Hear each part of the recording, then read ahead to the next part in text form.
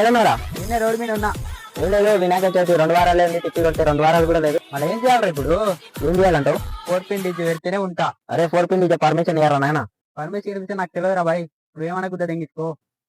నాకు 4 pin DJ కావాలంతే. రేపు పోతుంటా వినాయక చవితి దెంగేసా.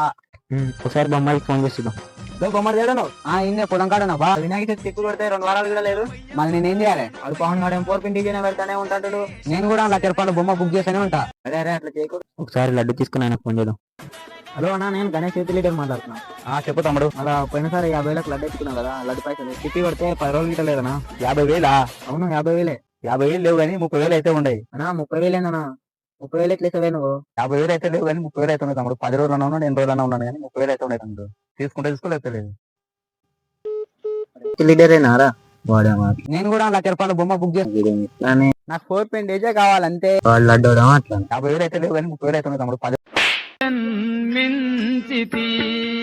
కలియుగమున